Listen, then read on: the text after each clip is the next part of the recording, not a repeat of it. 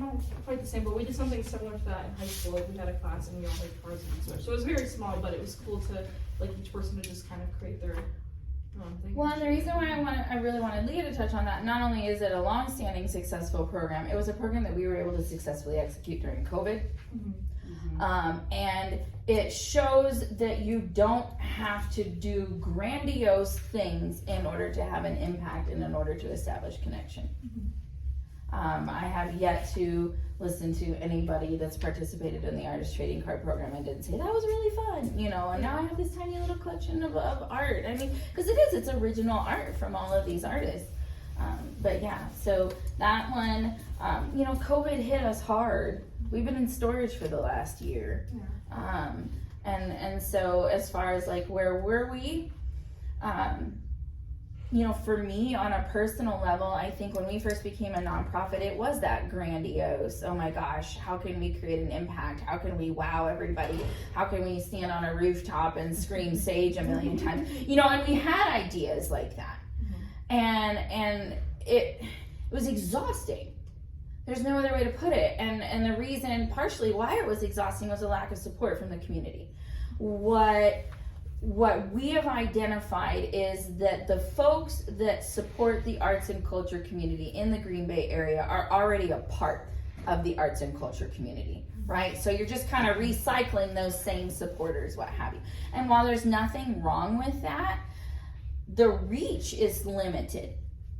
And so what we now look to do is find those folks that don't know about the art. When I sat and spoke for 100 Women Who Care back in November of last year, and I asked, you know, who knows a local artist in the community, and that entire room couldn't name anybody. The only gal that could was a gal that owned a frame shop here in town.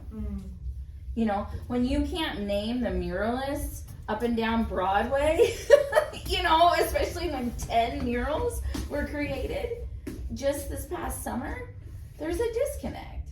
Because I guarantee you can go downstairs right now and ask somebody to name a handful of Packer players, and they're on top of that. You know, and the arts and culture is just as much, if not more, of an identity than that football team. You know, but she and I are down in New Orleans, and we say where we're from.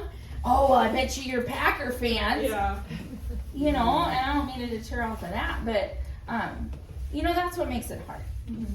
And you know, additionally, as an arts nonprofit, when you sit and say arts nonprofit, the arts around here is heavily identified as charity, and it shouldn't be. You get emails from other arts organizations with those giant donate here buttons, and I think it presents a false impression of who the artists in our community are. You look for artists to do programs and you want them to volunteer. You look for artists to participate in events and you want them to volunteer. Everybody does it. And so our role as an organization is to shift that conversation. So that when I sit down with, you know, a homeless shelter, as I did today, and I say, yeah, sure, we will teach art classes in here. The artist will cost $30 an hour, you know, or whatever that amount is. We allow the artist to establish that. But that's important. And we're not charity. Because I think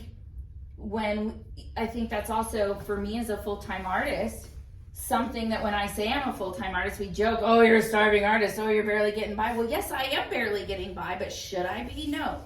I should be thriving.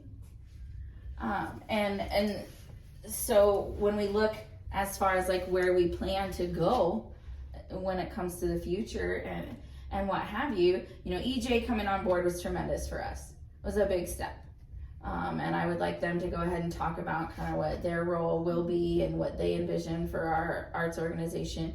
I think the diversification of voices is something that is a long time coming for this community, particularly in the arts. And as a board, we needed to recognize that we are not the people to oversee that. And there were some tough, well outside my comfort zone conversations that I had over the last 6 months that also continues to show the disconnect with this community. You know, when I sit and teach art classes to kindergarten through second grade in the Green Bay School District this summer as part of summer school, and there's a tremendously diverse population, that there's translators for various languages in that classroom. Why aren't they seen in our art? Why aren't those children seeing their cultures and, you know, in the art that's displayed in the community? I'm really trying hard not to soapbox. It's just what I do. But to that, I'm gonna stop. And if you don't mind, EJ, I don't mean to put you on the spot, but do you want to go ahead and just kind of talk about the future for us? I think that would be important. Uh-oh. Did EJ freeze? Oh, you might be frozen. The timing of that is impeccable. Or they fell asleep. Very contemplative EJ right now. I love that Kelly's free lunch. Yeah. Too many people at the bar. Well, and of course you disconnected over there. Yeah, I disconnected over. I know. Okay, well, no. EJ, come back. Oh, there. Okay, they're gonna pop back on.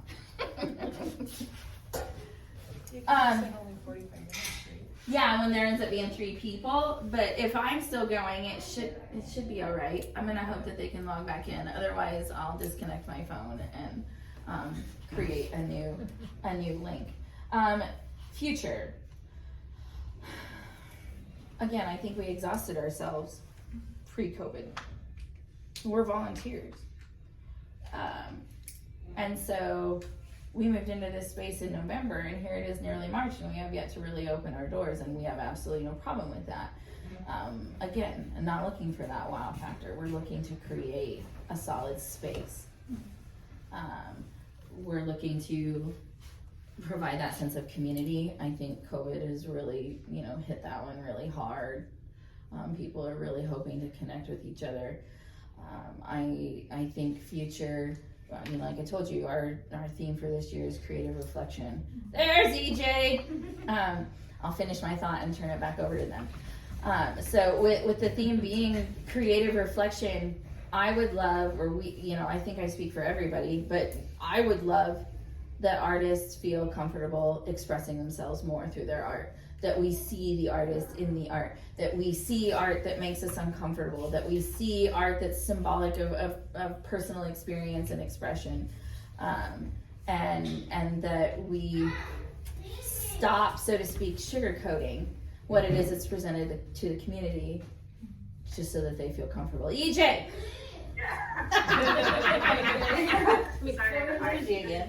Yeah, no, I was like, it was really funny because you had your hand like this and you were looking down, and I was like so contemplative about that.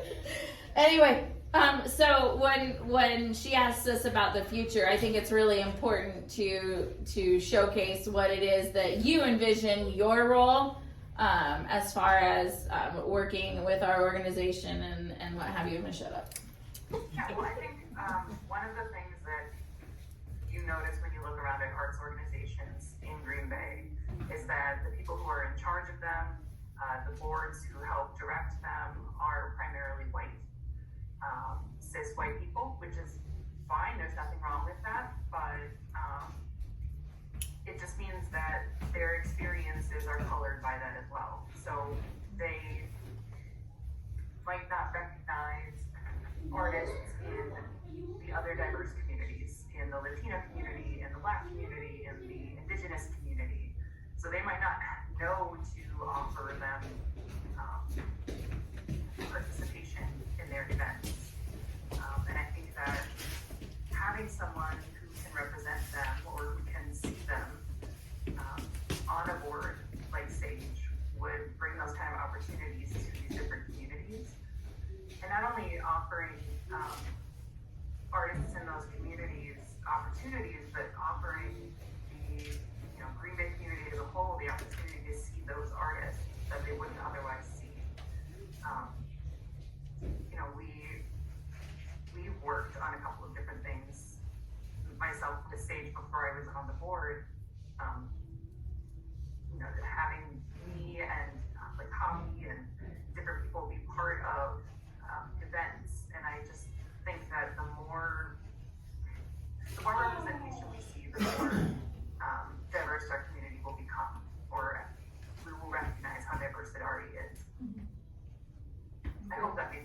No, that's great.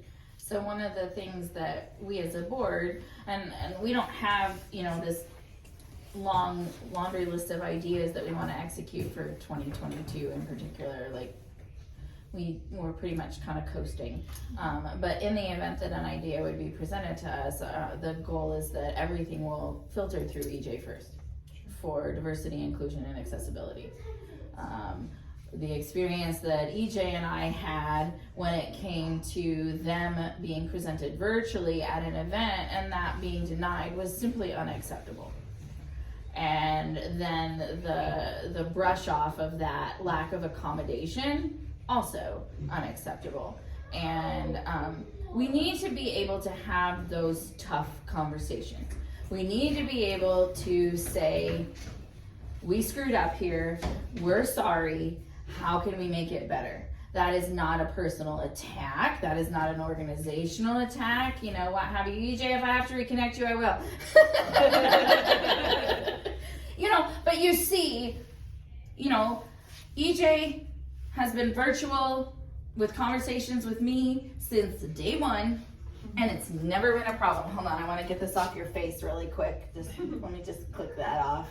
And EJ also did the artist greeting card. Yeah. Too. You So, know. I mean, it includes as many people as we possibly can.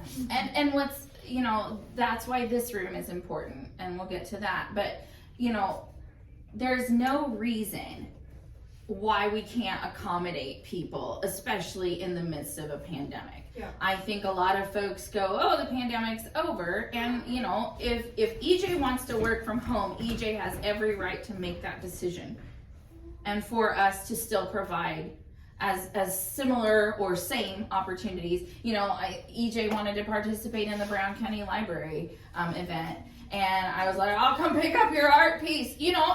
What harm? There's no problem with that. We meet in a parking lot, they hand it off. Oh my gosh, now it's on the Brown County Library wall.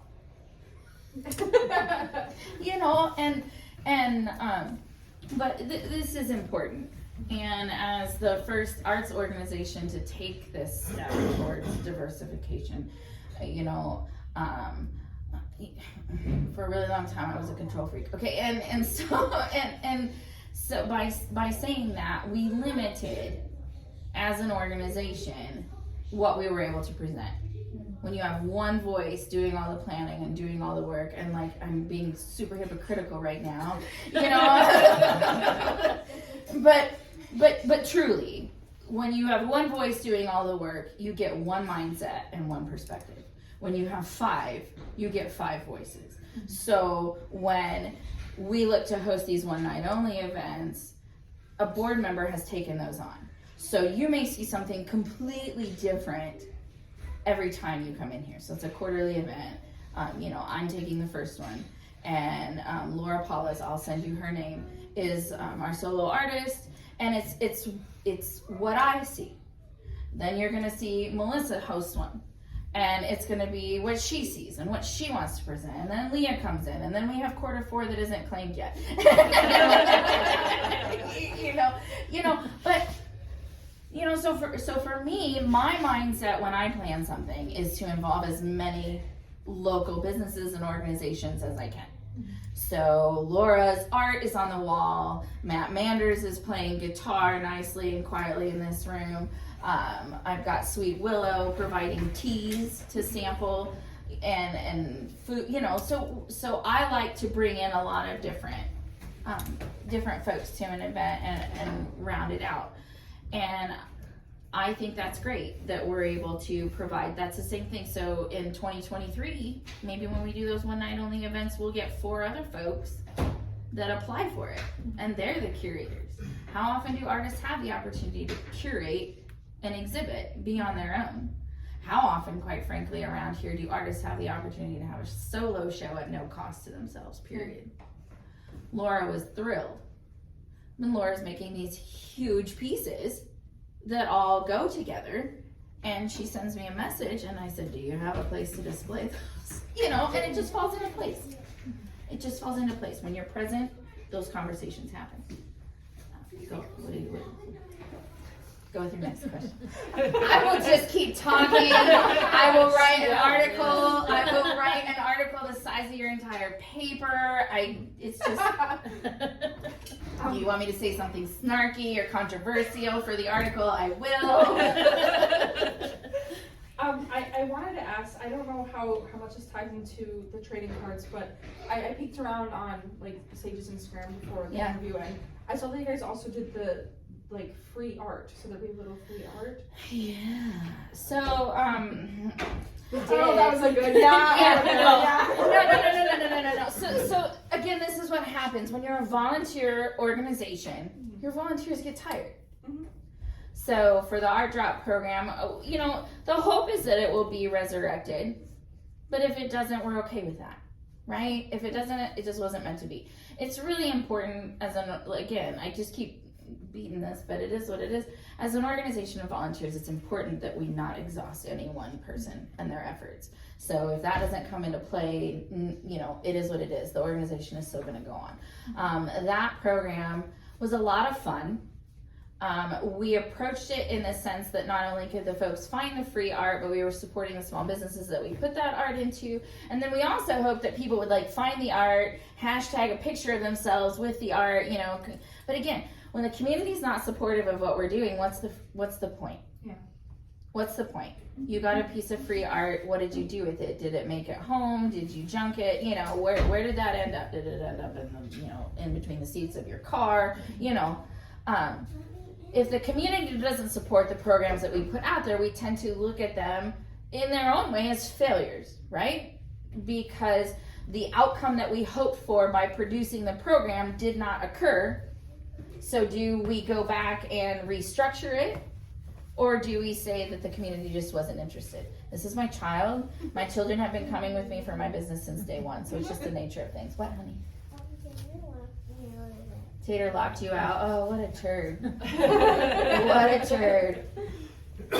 Yeah, so the Art Drop program, like I said, it was a lot of fun. The community didn't participate.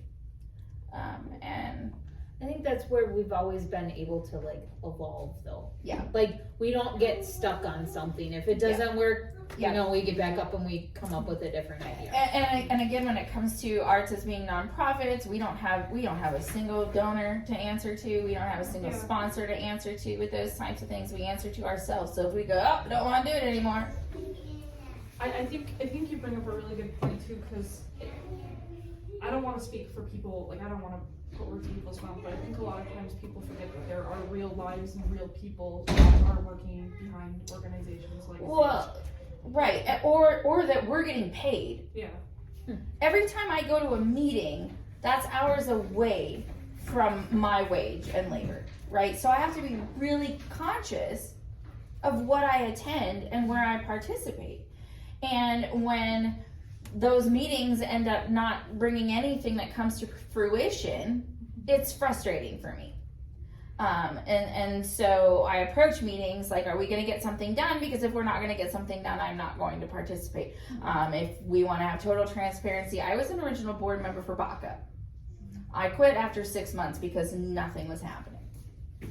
And we have to be conscious of our time in that regard. And it's the same thing with artists and their living wages and all of that.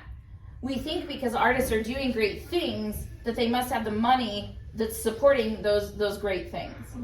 So nationally, an artist makes $20,000 a year for a salary. Okay, so 9 times out of 10, that artist has either another form of income, a roommate, no children, you know, et cetera, et cetera. And we need to change that. We go and we approach the artists from they're going to increase tourism. We're going to, you know, if we have talent retention for the arts and the artists, that tourism is going to increase. People are going to want to live here. People are going to want to work here. People are going to want to raise their families here, you know, et cetera, et cetera, et cetera. But if the community is not supporting the artists in their endeavors, we're just being used. There is absolutely no, oh shit, sorry. Come back. There's no other way to put that. Hold on, let me just get it out of here and leave meeting, create new meeting. The most recent cover that came out on City Pages today talked to a guy who does like sneaker art, and he said something. Yeah, Ma dudes. Yeah, Mitch, he's Yeah, a yeah. he's a cool guy. Yeah. And he said something very similar. There's a huge like disconnect between the consumer and the artist in Green Bay, but just like the artists and the city of Green Bay in general. Well, and I mean, I have to pull a nationwide market. Why do I have to pull a nationwide market in order to support what I do? I have repeat customers. That's not an issue. But the issue is people don't want to pay. You know, and then you get into the breakdown of a traditional gallery setting. You know, I broke that down before. So when a gallery sits and charges you $30 for a jury fee to submit your artwork, you run that chance that your art is not even going to be submitted. So you're either out $30 or you're in with $30. And then let's just use a $200 piece of art. So $200 at 50% commission is $100. You spent $30 to get in that show. And a $200 piece of art, you as the artist made $70. Who the hell else works like that? Yeah. Nobody. I think a big problem with that is that most people view art as a side hustle or a hobby and not a full-time job. So they're more inclined to ask an artist to do something for free or for a discount because, oh, well, they must have a real job, you know. Yeah. They're making money somewhere else, so it's not a big deal.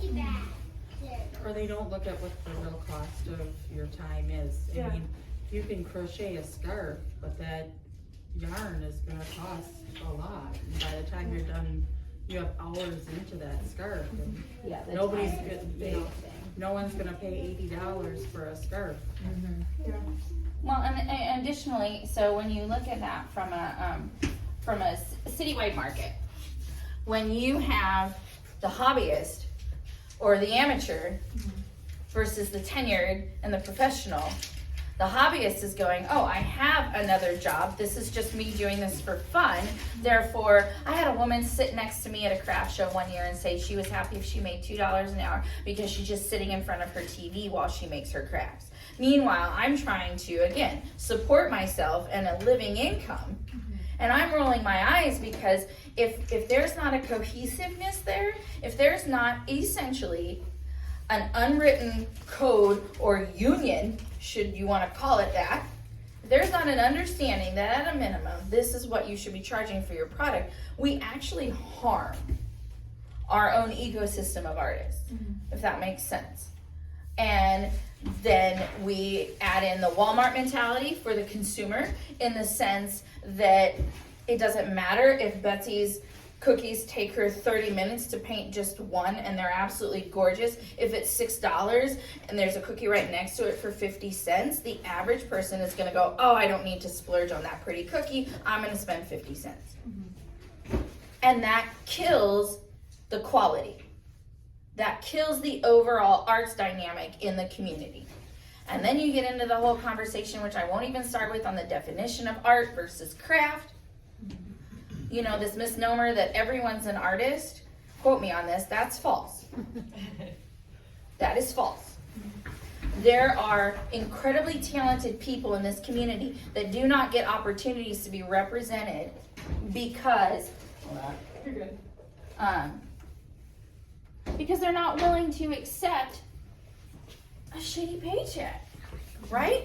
When you look at a mural, let's just take a mural, okay? So there are quotes on murals in this immediate community that were quoted at under $2 per square foot. That's disgusting. That's less than what you would pay a guy to paint your walls. So you want an artist to come in and beautify your space, beautify a blighted area, increase tourism, whatever you want to say, but you don't want to pay him for it, right? And it's frustrating. It's incredibly frustrating. Or then you want to provide this event, but you're telling the artist to go to the paint store and use mist tints because they're free. What the hell was that? You know, I don't even know what to say to that. But why would you sit and limit someone's expression as an artist because you don't want to pay for it? So these are the conversations that we have. And Unfortunately, there are still artists out there that will accept $2 a square foot for a meal. There are people out there that don't need the living wage, so they accept a lesser. And again, it's just one. We need to recognize that as artists, we are not alone. And that if we truly want to thrive in an arts and culture community, we need to be conscious of the person next to us. That's why peer-to-peer mentorship in here is so important. Can I cuss on your thing? To have that conversation. I had a conversation yesterday with someone who wants to open a co-op space. And it's like, do you know what you're getting yourself into?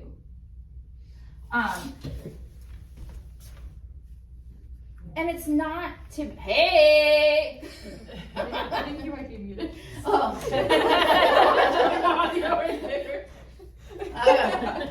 There we go! Stacey's never muted. I'm never muted. No, you wish I had a mute button, bitches. Yeah, I mean, I think I said that. We need to as an arts and culture community. So when we look at assessing what's going on in the community, beyond, asking the artists, we need to go back.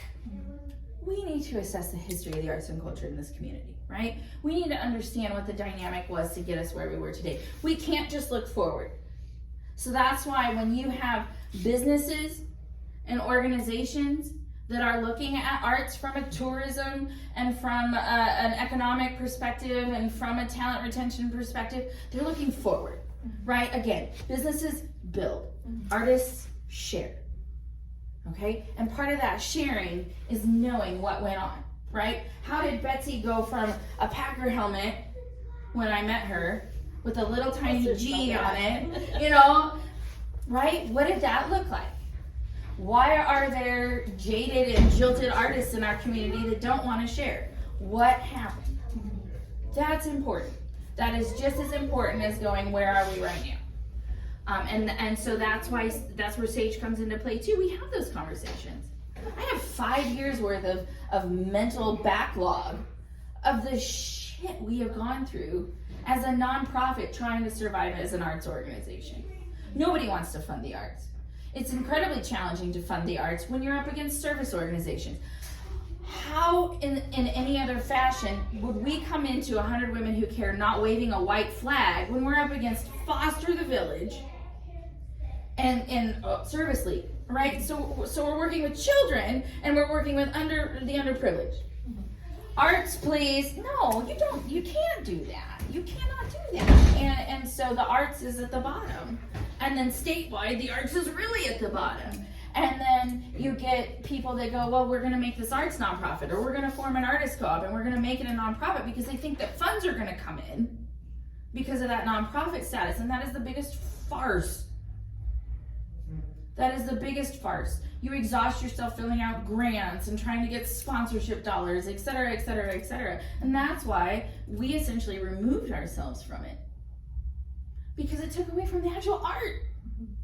It took away from the actual contributions to the community because we were so focused on trying to get the dollars through the door, so hyper-focused on trying to prove ourselves, and then we end up a community of competition too. There's too many nonprofits. There's too many arts nonprofits in this community. There's no other way to put that. Yep. Well, I think too, and I don't want to speak too much because obviously, I don't have as much experience as you guys, but a lot of things that I've heard from other people that I've interviewed who are in the arts in some way, shape, or form is that you're right. There's so many of these organizations going on, and none of they're all doing their own thing. None of them are connected and working together. And we tried that. We tried that. But then what happens is, so it's a vicious cycle, right? Because I can go, and thankfully, facilities like the NWTC Artisan Center are different. They're a nonprofit, but they're a securely funded nonprofit. So it's really great working with them because there's no competition. There's no need for control, right? So I teach over there, for example. You were an artist in residence last year. We encourage the artist in residency program over there. We really work together with them. But for the rest of them, there's such a need for control. And the reason why there's that need for control is if we can prove our relevancy, we have a greater chance of grabbing onto those few dollars, right? If we can say what I'm doing is more important than what you're doing, or if we can shout, look at me, look at me, look at me, rather than look at us, we have a greater chance of continuing to fund our program. Now, what I've said to all these folks, you get on Broadway that'll contact us, or downtown Green Bay, or there were those organizations that we tried. It fails every time. It just fails every time. It's just a shitstorm. And if instead we said, hey, there's a grant out there. If all of us apply for it, there's a really good chance one of us will get it. And if one of us gets it, that's good for the community as a whole. That's the mindset that we should be approaching in order to create a thriving arts and culture community. And so that's why when you look at what are you doing? What are you doing for 2020? Not a whole lot. Because we don't want anything to do with that competition, that control. That doesn't serve the artist. That serves the organizations, right? And that's the plus side to being all volunteer. We don't worry about paying somebody's wages. We don't worry about paying for a gigantic building. We didn't sign this lease until we knew that we had it funded.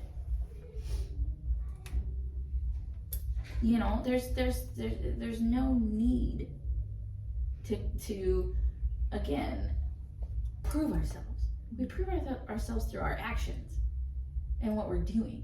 And if our actions help one person, fantastic. If our actions help 10, even better. If our actions shift the conversation, that's what we're here for.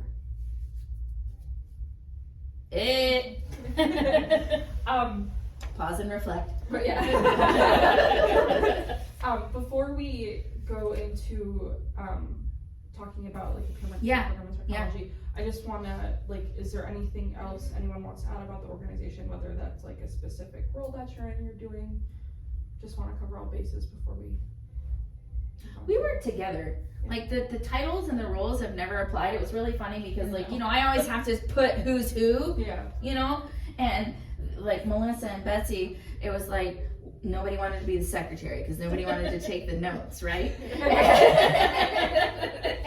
and so, we'll have co-vice presidents. And we're not, that's also a difference. We are an active board. So when you look at SAGE as a nonprofit organization, it is your board that's overseeing it. And that's a shift in the nonprofit dynamic. Because if I'm honest with you, I think the nonprofit dynamic needs to go by the wayside. You have a lot of people abusing it. But yeah, so the volunteer efforts, and again, we look to be much more strategic and purposeful, and so you're not gonna see this location have regular hours of operation. And the regular hours will be for the artists to come in here. The regular hours will be so that she knows we're working on artist trading cards the first Tuesday of every month, that the meeting is the first Monday of every month. But for the average person, we chose this location because we didn't want to be that walk-in retail space. We didn't want to be those folks that wandered. We wanted to be that gem that was hiding somewhere and you had to know that we were here.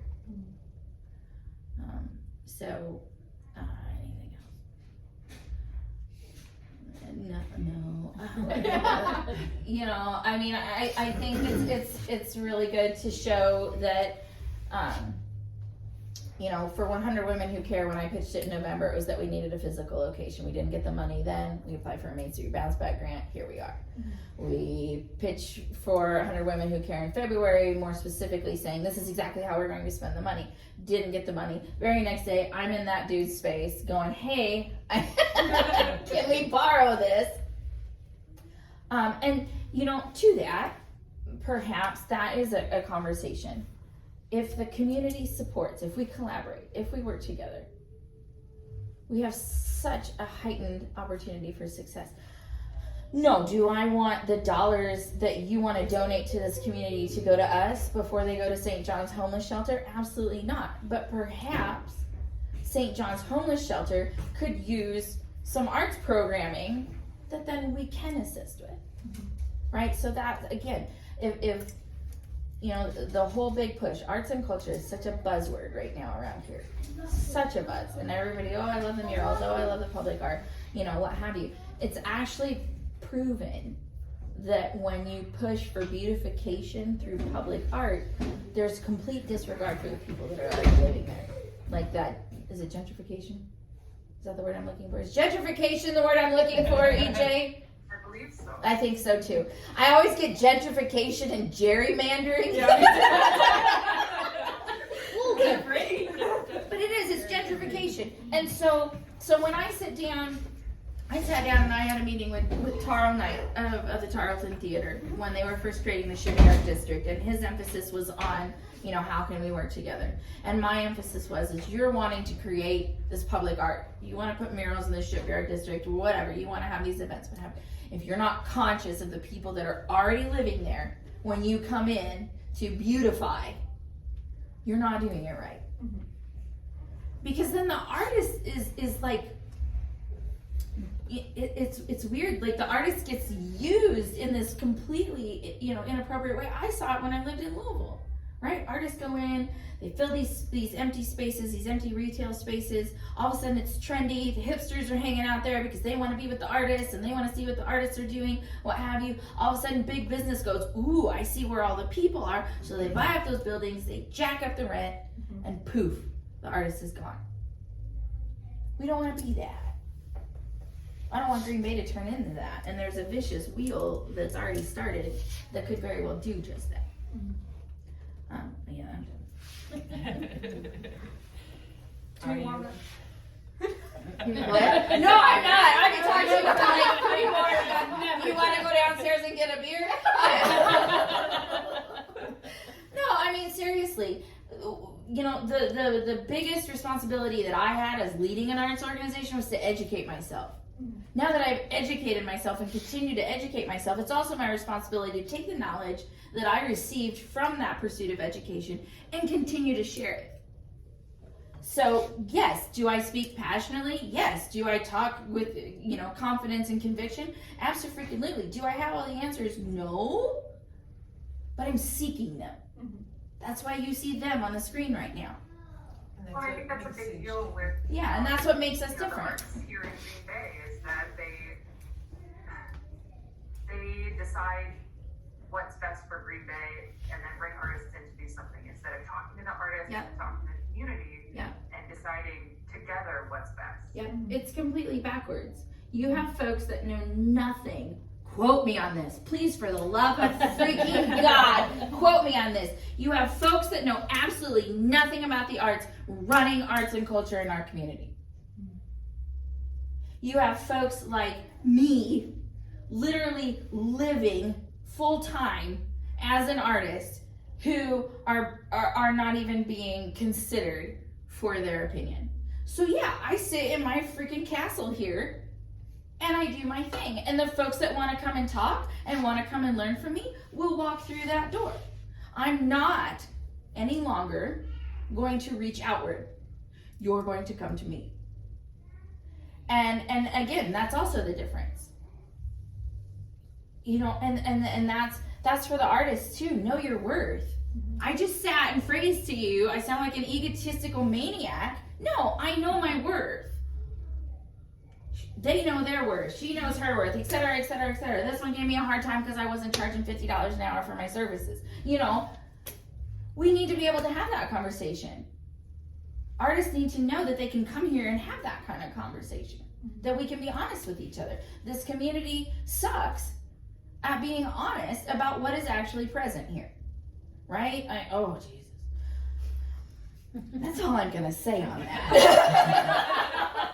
Talking about having, you know, a living wage, I feel like whenever we do have arts programs here or events or things like that, once they see what would be a living wage for that artist to charge, they would rather downgrade the art. Yep. They would rather make it it's smaller, they would rather go with literally anyone cheaper than adjust their expectations to meet the artist where they are. Yeah, so when you look at like public arts programs, right? So I have a 1,000 square foot wall.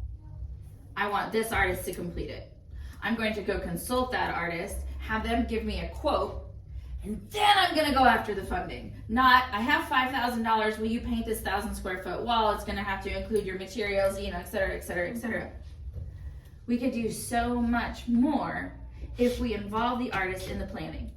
And when I bring that up, so a year ago I sat on a board and I said, I will rescind my seat in order for more artists to be heard. Knowing full well I'm an artist myself, but I'm a really freaking loud one and I have plenty of opportunities to speak. I said, I'll rescind my seat in order for more artists to be heard. And what was said to me was, you go talk to the artists and then you represent them. That's bullshit. If you want a table full of, if you want to know what arts and culture needs or what arts and culture could be, why the hell would you consult anyone other than the artist? And it was shocking to me that rather than having that table full of artists, they wanted one rep to then go and talk to them. Then you've still got my perspective because I just chose what it was I wanted to convey. Maybe she says something and I didn't like it. Guess what? I ain't sharing it. You know? And that needs to change. And I think so all of this, when you talk about like why is Sage different, this is exactly why Sage is different. You know, we're not out to make a ton of money. We're not, you know, we're out to support the artists once and for all. Like, to be an arts advocacy nonprofit and do anything but would be a falsehood. And I always say, hold us accountable. Hold us accountable. And we host our meetings on Facebook Live, so you can't miss those soapbox. And I've had people send me emails. I disagree with what you said. People will disagree with the fact that I said not everyone's an artist. That will hurt somebody. They will take it personally. It's not for me. You know, there are days where I'm like, I'm not an artist. There are days where she's like, I'm not, you know, we go down the line. Comparatively, you know, am I an artist in the traditional sense? You know, but there's nothing wrong. We've taken these words like craft, and we hear craft, and we go, oh, she buys her supplies at Joann's and Hobby Lobby, right? And then she goes and does her DIY on YouTube. No, that's the falsehood that craft has received. Fine craft is a beautiful thing. When I look at art versus craft, right? Craft is a product where you know going into it has a finished result or a use or a function, right? A woodworker goes in to make a chair. They know the design that they're going to use. And then at the end, you damn well better be able to sit on it or it's not a chair. An artist stares at a canvas and goes, how can I express myself? And there's no one that's greater than the other. There's nothing wrong with a crafter wanting to branch into the artist world. There's nothing wrong with an artist going, oh, I think I'm just going to go take a temporary house painting gig. There's nothing wrong with that. What is wrong is falsely defining them. Did I give you enough content? Great amount of content, yes. Okay. I know. Okay, get up. Oh, so I got you on video saying that, by the way. That's fine, I'll call you out again. Okay, I'm gonna carry this. I'm gonna stop this and we'll transition